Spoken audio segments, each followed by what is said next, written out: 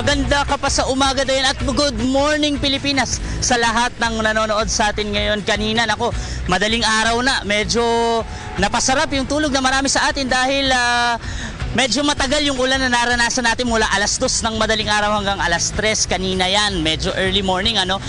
Bagaman mapakalakas ng ulan ay hindi naman ito gaanong nakaapekto sa pagbiyahe ng mga motorista natin kaninang madaling araw. Naging maluwag naman yung ating mga kalsada at wala namang naitalang pagbaha. Dahil ngayong umaga ay medyo pasapa yung mga kalsada natin, tandaan lang po natin, mga motorista, lalo yung mga nagmamaneho, na hinay-hinay lang po sa pagmamaneho. At silipin na natin ang sitwasyon dito sa area ng North Avenue.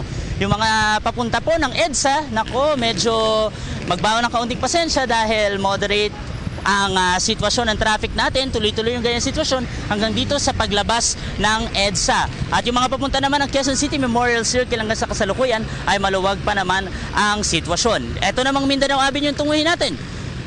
Nako, medyo malaki na yung volume ng mga sasakyan nung palabas ng Mindanao Avenue, papaliko dito sa North Avenue, palabas ng EDSA.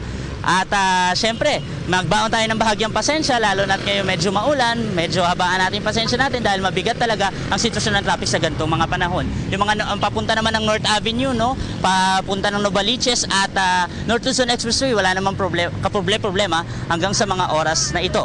At syempre, number coding scheme natin, 3 and 4 po. Ngayon ay araw ng Tuesday 3 and 4. Kung ang plaka po ninyo ay nagtatapos sa mga numerong yan, hindi po kayo pinapayagang bumiyahe mula alas 7 ng umaga hanggang alas 7 ng gabi. Pero may window hours po tayo sa pagitan ng alas 10 ng umaga hanggang alas 3 ng hapon. Maghapon pong ipinatutupad naman yan ng walang window hours sa mga lungsod ng Makati at Las Piñas. At syempre, ito na ang inaabangan ninyo araw-araw, ang paborito ninyo segment ng umaga, ang It's a Sign.